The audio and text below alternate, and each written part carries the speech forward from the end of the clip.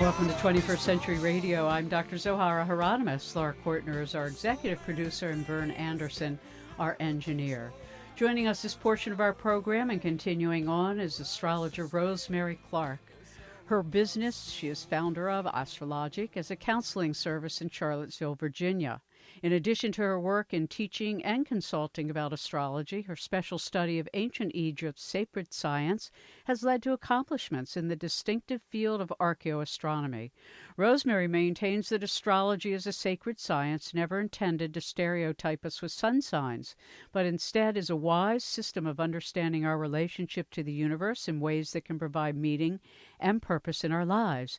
She presents monthly updates on cosmic events on her website, www.templeherakte, that's Temple Herakte, HARAKHTE.org, on her soothsaying page, and I recommend it highly. So, Rosemary, here we are in our second hour of our ongoing special that we've produced again, and this will be our fourth time or fifth time, I think. You know, there is one thing we forgot to do, or that we didn't have time to last hour, that I do think important relative to the impeachment process, are the charts of Zelensky and Vindman, who just testified, and Zelensky, the president, obviously, of Yugoslavia, and talked to us about I can't believe all these Geminis. Here's two more men with Gemini on the ascendant, like Donald Trump, Giuliani, Barr. I mean, this is like the Gemini Club. Yeah. It's unbelievable, which suggests they probably have all had some relationship to each other in other lifetimes, given this commonality. Well, yes. Vindman serving two masters, so to speak. No wonder he was torn. Now, here is a perfect example. Alexander Vindman, who is a Gemini sun and a Taurus moon, and we know that Taurus moon people can't be moved. They are going to stick to their principles and their beliefs no matter what. I'm a Taurus moon. To that sounds earthy good. Capricorn. Right. But Vindman also has an opposition of his sun to Neptune, and that tells me that he can spot a liar even at a distance. Mm-hmm. He also has Mercury in Gemini, which is right on Trump's sun sign. So there is the connection there. But how interesting that he chose to opt for the truth and the principles of what has occurred and present himself rather dangerously to advocate for that rather than to just go with the flow. Mm-hmm. Well, and also, you know, well, we won't go into all the particulars because we don't have enough time, but it's fascinating in terms of his Mars in Libra, and this fighting for justice that shows up. Well, yes, that's typical of the soldier person that he is as well. I also want to point out that Jupiter put him to the test, and it was on July 25th that telephone call occurred between Trump and Zelensky. Mr. Vindman had the Jupiter transit opposing his sun. That put him to the test of his principles. And then on October 23rd, about 10 days ago, he had Jupiter opposing Mercury, and that's when he testified. Mm-hmm. I mean, it's perfect astrological timing, and it tells us where this person's values are. He certainly passed a test, probably of his own design, that he was going to, with his Taurus moon, stand for reality, what was truthful, and what was practical. And his situation native, as well as those around him. Exactly. And his native Mars in Aries not only makes him capable as a soldier, but he's able to be an executor in the sense of leading something that's unusual. And with Jupiter so close to it, it makes it even more expansive. And in the 11th house, he'll do it for others, not just himself. He'll probably get to some very high stations in his military life. There's no doubt about that. It's also very possible that he may eventually, later in life, run for an office. Mm-hmm. Interesting. All right, so let's go to Zelensky, and because this goes back to where Trump's Mars runs in astrocartography through Yugoslavia and what it means. And Mr. Zelensky, President Zelensky, he's probably been under a lot of pressure. He probably wants to be involved in this political maelstrom, to tell the truth, because right now he has a Jupiter opposition going on. This is something that occurs every 6-7 years in every person's life, but it's positioned very importantly in his horoscope because, surprise of all surprises, as you pointed out, he has the 21st degree of Gemini rising. So that connects him to Trump in a very interesting way. They probably would have a good time talking to each other, at least, but President Zelensky has Jupiter in Gemini, and right now the transit of Jupiter is opposite it in Sagittarius. So he's being put to the test of what is the truth and what is his involvement globally with others going to be. I think he passes because July 23rd, he must have given some indication to Congress or some U.S. officials that he was willing to corroborate what actually took place in that infamous telephone call on July 25th. Yeah, he has later this month, on November 19th, another Jupiter opposition, and I think that some information may come out about his interactions with Trump that are going to be revelatory. And so I can't wait for that. Well, this is somebody who really wants to win in the global stage. Mm-hmm. Well, and because he has Sun in Aquarius, it makes him very much, and in the ninth house, makes him very sort of open to sort of global philosophy and the newness of service and being of service. I mean, he actually has quite a nice chart. Yes, and the Sun-Venus conjunction fits in with his performing, his comedian work, his acting, and his writing, filmmaking, and so forth. This is a sort of jack of all trades, and someone who's not going to say no to any role he has to play. Right. And and also all that Leo influence. Again, we've got, I just can't, it's so interesting when you look at whole groups of people and then you bring their charts together and you see how many of the people we've talked to tonight have Gemini ascendant. I remember doing charts on athletes and how many had Mars in such an important place, that you see clusters of like chart qualities based in what people choose professionally. Like in surgeons, you can definitely find a Mars placement that will be very carefully placed, not aggressive, but a very careful one, generally with Mercury. But he also has, well, it doesn't matter, but it's just fascinating. Thank you for doing all of these charts. I know how much time it takes. You've done a beautiful job. And for somebody like me, I'm sitting here going, oh my God, look at this. But we can't cover it all. So when you put them together along with Barr and Trump, and we have all this Gemini influence relative to talking and impeachment, you already have suggested that, going out on a limb, you've said that Donald Trump will not be the Republican Party's nominee for the 2020 election. That's my belief because of what is taking place early this spring, in February, March, April of 2020, looking at Melania's chart, even the big disruptions that are going on, looking at Trump's chart where he has to face his nemesis and where the powers that be are going to alter his power, and where his assets and his previous accomplishments, whether they exist, in reality or not, are really going to dissipate. All right. So look, we're going to take a break. When we come back, we're going to have to do a quick study of the candidates in the Democratic Party.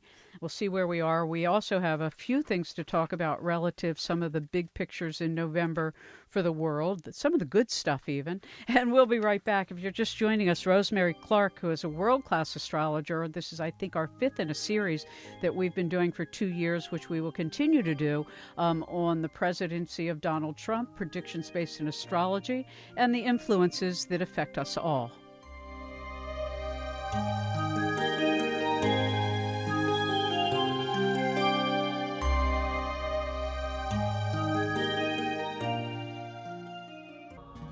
Hi, this is Joe Murphy, also known as Murphster35.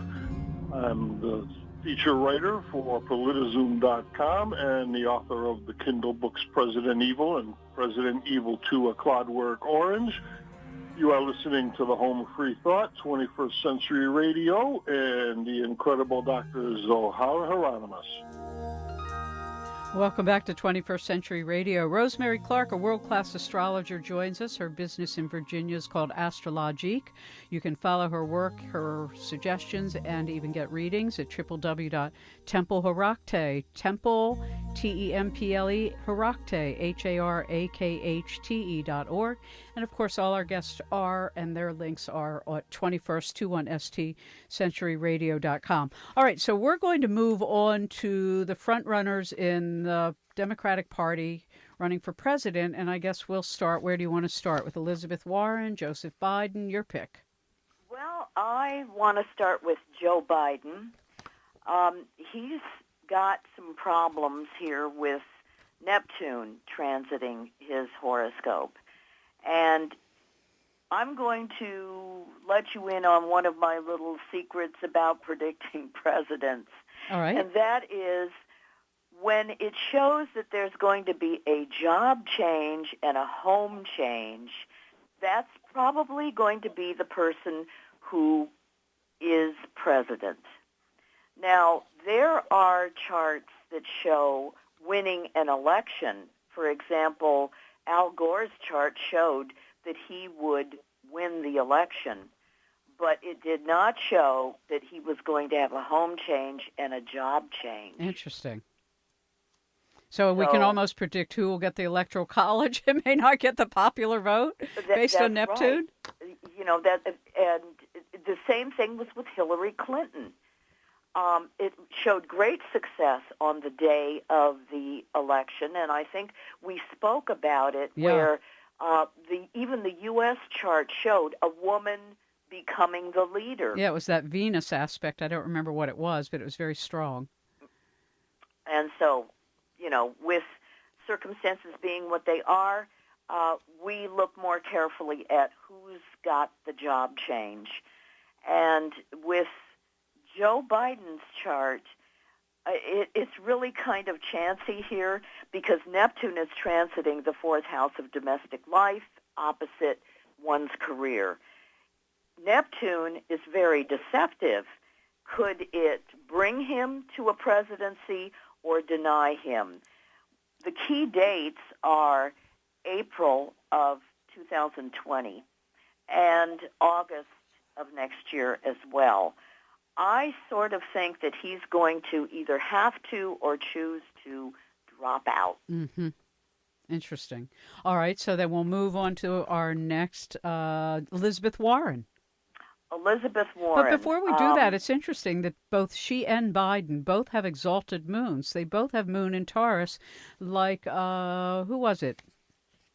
Our testifier. Oh, all right. Yes, Colonel Vindman. Yes, exactly. He also has moon in Taurus. I mean, these make people that are very honest, and they stay to the song, so to speak. I would agree. Now, Elizabeth Warren has another major planet influence going on here, Jupiter, which is going to be very helpful to her. First off, I want to say that she has Neptune transiting her midheaven right now, and so that's one reason why there's all these doubts coming out about where she stands, how she's going to pull off the promises that she makes. But that is dissipating. What she has right now is a Jupiter transit that is really going to energize those who are interested in her, and it's really going to put her more at the top of the heap. Now, what's interesting about Elizabeth Warren is that she is a 0-degree Cancer, and Uranus is at 0 degrees of Cancer at her birth. So this is a real firecracker kind of person. I think that she speaks and presents herself very much in a Sun-Uranus way. Now, think of this. We saw that same sort of signature with both Trump and Giuliani, a Sun-Uranus conjunction, erratic and sort of spontaneous and jumping the gun and ready to move. But here we've got a different sign involved and a different placement involved. So I think that this is someone who can rise to the occasion, but that also can be set off by unpredictable things. Therefore, she's going to overcompensate with her Taurus moon by being very planned, very predictable, very to the letter of what she does. Except so that her right sun now we've got Jupiter bringing a lot of energy and acclaim to her place in life, and December is going to be an excellent month for her in many ways, and she also has Jupiter connecting her a week after the election to the public. That's in 2020. So how's her Neptune look for a job change? Yeah, so I'm looking at Elizabeth Warren as a very good prospect. And by the way, I misspoke. Joe Biden did not have that moon. I was looking at somebody else's chart, and it was actually Alexandria Ocasio-Cortez, and her moon is in Aries, which is what makes her so fierce. She is, I don't know, I have begun to really appreciate this woman, and when I look at her chart, I understand what a fighter she is. All right, so what about Bernie Sanders? Bernie, I am predicting, is going to drop out next year, also in the spring. He's got Neptune opposing his sun right now, which is not good for one's health. And it's also diminishing his influence as far as his connection with the public goes, because his sun is at the midheaven, and no matter what this man did or will do, he's always going to get the attention and the love of the public, because the sun in Virgo at the midheaven gives him the power to influence people in a very constructive, practical way. And practical is definitely one of the key words of his life. He's going through a Jupiter opposition, which also diminishes his enthusiasm for work. And he's got throughout 2019 this diminishing of energy. It was in February, in June, and in October, right when he had the heart attack, where he had this Jupiter opposition. So perhaps his, let's say, his enthusiasm for running has diminished, and it's going to continue, because with the Neptune opposition, by the end of November, this month, he's going to be worn out. Interesting. All right, so who do we have left? Pete Buttigieg, is that how you pronounce his name? Buttigieg. Buttigieg. Yes, Mayor Pete. He's got a wonderful chart. He's in the last degree of Capricorn, and so he's going to hang on to the end. I also think that things look very good for him next year, because Saturn is going to be conjunct his sun, and so great responsibilities and duties are going to be presented to him. Right now, he has Jupiter approaching the nodes of the moon, which tells us that the public is going to become more interested in him and more supportive. he looks like a very good candidate to go forward. That's so interesting. And he has his moon in Scorpio, which makes him very open to what's not seen and able to feel things that other people don't feel until they're right in front of them. It's very interesting. His moon is very different from all the other moons. Yeah, but there's a practicality to the Scorpio moon as well, and the ability to dig beneath the surface of things and to gauge what is right, wrong in timing and in action.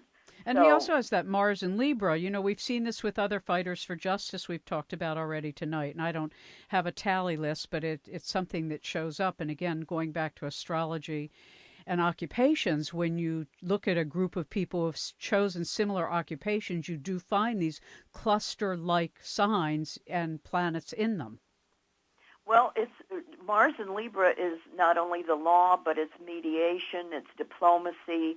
It covers a lot of interaction with individuals and groups of people, so it makes a very good politician. Yeah.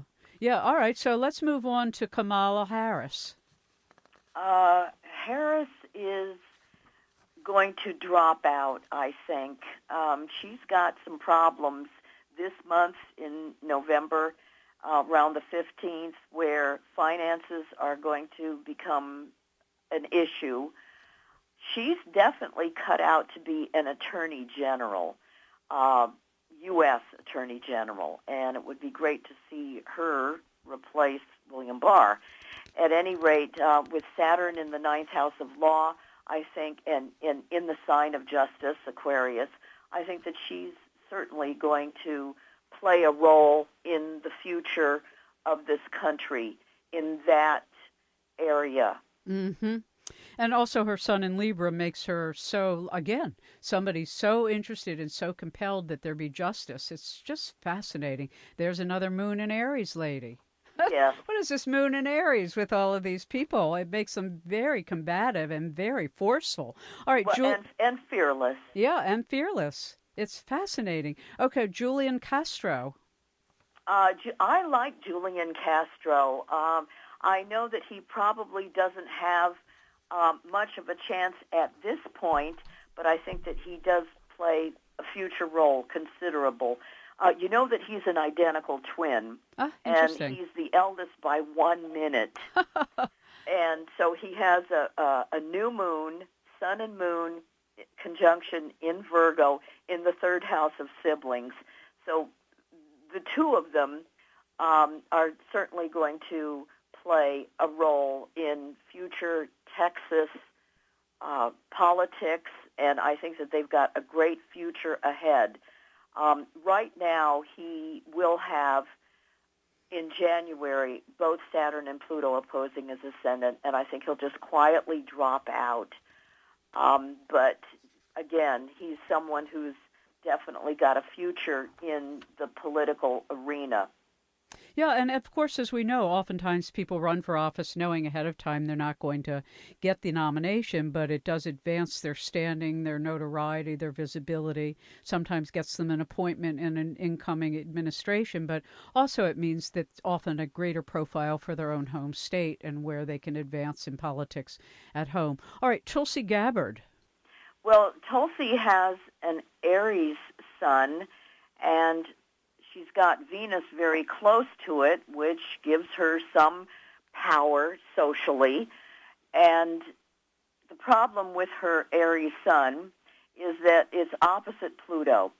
Now, we always look at Sun-Pluto people, whether it's a conjunction or an opposition, as really being attracted to and wanting power.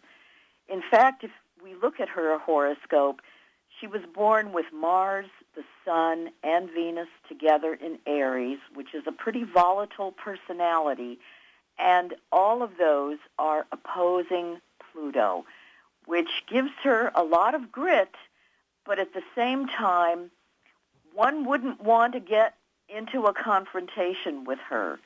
Now, it's wonderful that she has military experience and she's still willing to serve, but unfit for diplomacy, and certainly not someone who's going to be getting along with everyone of different persuasions in a group, such as having to deal with aides and associates and those who have to work for her, as well as higher ups.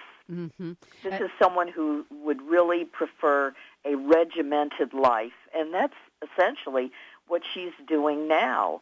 I think that she's going to drop out by January because that's when transiting Pluto is going to be making some big, strong aspects in her chart that is going to cut off support, both financially and probably with people who are supporters, voting prospects. All right, so I think somebody we didn't talk about that we wanted to be sure to touch on was Michael Cohen. We don't hear much about him anymore in the news, but I know we've done his chart before, and you have something to say about that, I heard.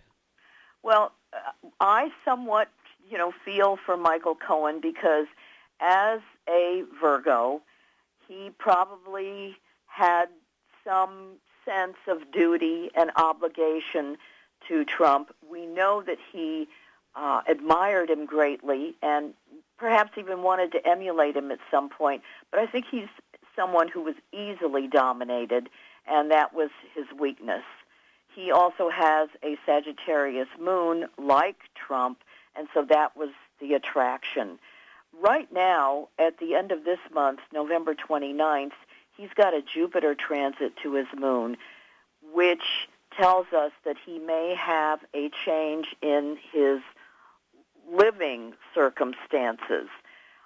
There's talk about him providing testimony to Congress, and it would probably take place at the end of this month under that Jupiter transit.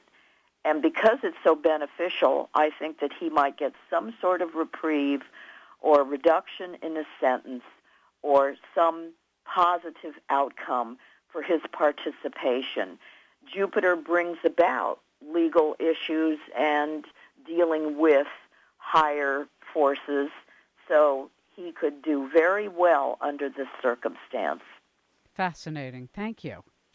We're going to take a break. When we come back, we'll take a look at some of the more general trends that are going on, because we talked about a number of years ago what happens with these major planets that affect everybody and how it's affecting other nations. But we'll also look, as you have, at some upcoming things, a new interstellar comet and what that means and what comets mean in general, what happens when the sun enters Sagittarius, and that we have an upcoming Venus conjunction to Jupiter, which is always a nice thing to happen. I'll take that. If you're joining us just now, Rosemary Clark is with us. She's a world-class astrologer. Her company is called Astrologic in Charlottesville, Virginia. Learn more at her website at www.templeharakte, that's TEMPL, Harakte, HARAKHTE.org.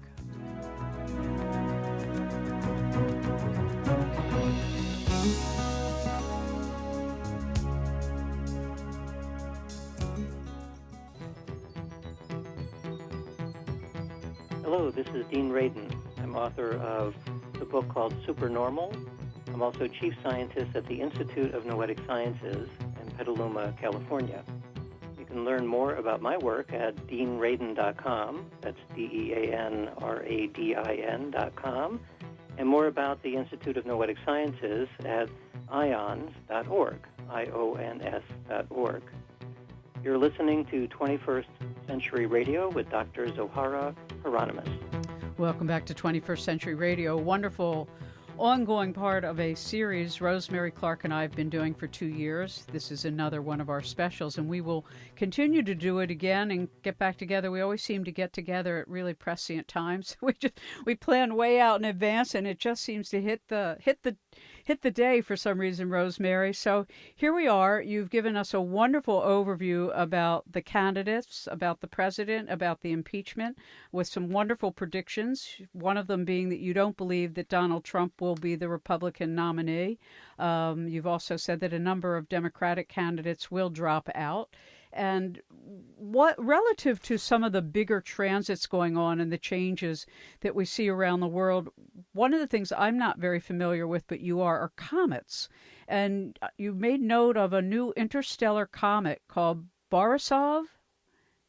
Yes, because it's named after the discoverer, and every comet that enters the solar system that has not entered it before represents a new energy, a new influence that is going to have some effect on some level to those of us who are residing in this solar system. And if we look at it in terms of synchronicity, it's like new information, a revelation, a alteration of our reality.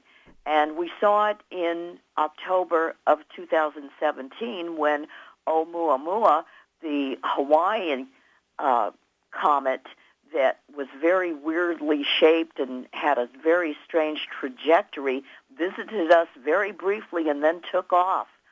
Now we've got another one similar that is going to stick around for about a month in December, and it was discovered October 1st, this Borisov, which is named after the Crimean astronomer who discovered it. And on December 7th, it's going to be conjunct our sun. So that's something to look forward to. What new influence, although it may be brief, is going to enter our reality and teach us something. That's usually what comets do. Also interesting that it coincides with, historically, Pearl Harbor Day. Yes, I noticed that, and maybe you could signal an end to, sort of the hostilities that our country has always been dragged into, and maybe now that trend will cease. Boy, wouldn't that be wonderful for the world. But then you also have another important transit, which you mentioned a little earlier, but it's time to go back over again, on November 11th, 2019. And that is going to be the transit of Mercury over the face of the sun. That is extremely important because those kinds of events don't happen too often. There's only about 13 of them in a century, and we're going to have that November 11th at 10:22 a.m., and we want to look out for that because it does represent, since Mercury is our mode of communication and the sun represents our leadership and our conscious life, our externals, then we're going to have some new, volatile, possibly revolutionary knowledge given to us. Truths may emerge that were hidden, because in ancient astrology this was called Cazimi, where the planet moves into the heart of the sun, and it's kind of like the lights go on. So I will be looking forward to finding out when that happens, what comes to light. Yeah. Yeah. Now, and we also, as everybody knows from sun sign astrology and reading it in the newspaper or magazines, that the sun moves through all 12 signs throughout the year. So the sun is going to enter Sagittarius November 22nd. What does that suggest for the world? Well, because the planet Jupiter is right now moving through Sagittarius, there's really going to be more of an opportunity to look at truth and what is relative truth versus what is eternal and universal truths. Sagittarius is always aiming for the higher knowledge, the transcending the material, because when you look at the symbolism of the horseman, it is trying to move above the materiality of our existence and accomplishing the spiritual, the moral, the intellectual. Well, since you and I spoke, I don't remember which season it was, and we were talking about the Z generation with Pluto in Sagittarius. I've been following them, and occasionally I post these young inventors, 8 years old, a girl from Chiapas, Mexico, developed a solar heater for a rooftop, or a young boy who's 12 in India making a ship to collect plastics. It's been a fascinating study for me to promote these young people because they have come in to do big work and they know they're here for that reason. They know, and they're going to begin to take these gifts and express them and give them to society in 2020 to 2022. That's when we have this great conjunction of Saturn and Pluto and Jupiter together, and that's when this generation that was born in 1999 to 2002, they're going to come of age and maturity, and they're really going to show us what the power of Pluto and its regenerative nature can do for society. Yeah, I think it's wonderful. As a lifelong activist, I know there are other elders like myself who I've spoken to who've been at this for decades as well, and we all feel like we finally have some helpers on the road. It's been a long road, and so much has been rolled back as much as we've tried, and, the what boomer movement of sort of denouncing all boomers of having sold out the planet, it's not true. But it is really a wonderful thing to find a new generation of souls who incarnated knowing they'd have such heavy lifting to do, and they have such bright spirits. Some of that comes with youth, but some of it also comes with particular aspects in a chart. So the other thing we're moving into, besides Sun entering Sagittarius and this wonderful optimistic look on the world, is Venus conjoins Jupiter, and that's beautiful, November 24th. So talk to us a bit about that. Well, it certainly is going to be celebratory in the sense that whatever is revealed by earlier transits in November is going to cause some shift in the pessimism and the fear that I know many, if not everybody, has been experiencing. Even Mr. Trump is going through his own fears and paranoia and trepidations about what's going to happen.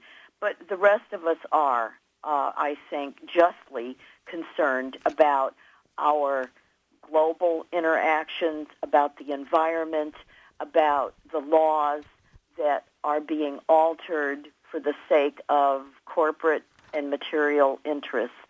So I think that there's going to be some information and action that is going to, with the Venus-Jupiter conjunction, ease the burden, not only somewhat, but I think greatly, when this takes place between November 22nd and 24th this month. Can't wait for it. Yeah, well, it's interesting because you predicted a year ago that we would get to around this time period and that impeachment would be happening. And I remember some people wrote me and said, you shouldn't say things like that. This is all ridiculous. You're just talking about nonsense, being astrology. And I said, I have found throughout my life, and when I first met Dr. Bob, he was the first to just insist on study this, and I did, and use it in my life, and have found it to be so helpful. And as you pointed out, not just for when things are bad and not to do things, but when things are really propitious, things are really wonderful, to take advantage of the opportunity and to use them, whether it's for your health or your love life or your career or the place you want to live or whatever it is. All right, so I want to finish up with a few of your predictions. You did predict on this show tonight that Donald Trump would not be the Republican nominee. Do you have a sense of who will be the Democratic nominee? You did go through a list of people that you feel will be dropping out, and we were left basically with Elizabeth Warren and Joe Biden. Mayor Pete is looking very good, not only now, but in the coming months. And Elizabeth Warren has really got some strengths going for her, too. I think that Biden is got too many transits to his horoscope that are diminishing his power and his influence. And we also want to look at what is happening on July 13th of 2020 because that's the Democratic convention and who's going to be chosen. And I think that there is going to be a woman and there is going to be a young man. Well, maybe they'll team up. Maybe Elizabeth and Pete will team up. Who knows? I also want to mention that I was very impressed with the horoscope of Andrew Yang. Aha. He's another Capricorn. Interesting. And he's got the transit of Pluto and Saturn right now going over his sun. So his life is changing and is certainly going to be by fall of next year changing in considerable ways. He also has the planet Uranus going into his fourth house, so he does have a job change and a home change next year. Well, maybe he'll run with Elizabeth, or who knows? It's also interesting because as we've looked at this evening, both where charts intersect and where they're very different from each other. And when you've looked at enough astrological charts, people say, well, how can you glance it and go, oh, well, that's a really nice person or that's a person prone to argument? Because when you've looked at thousands of them, it just becomes clear like an X-ray technician looks at an X-ray and can tell you which bone is broken and under what condition. We have a few minutes left, Rosemary. How would you like to leave us this evening? Well, we did talk earlier about September conditions, and on September 20th there was the global climate strike. Right. And we set up a chart for the moment that day began because it was happening around the world and there were millions of young people involved. And I think it's just a really beautiful chart that illustrates the passion and the direction of this event. And what we have here is with Neptune at the midheaven, this targets what everyone is concerned about. Because Neptune in mundane astrology, which is the astrology of everyday life and not individuals but countries and places, Neptune represents the fossil fuels. And this is the most elevated planet in the horoscope of September 20th, 2019. And this targets for us what the issue is.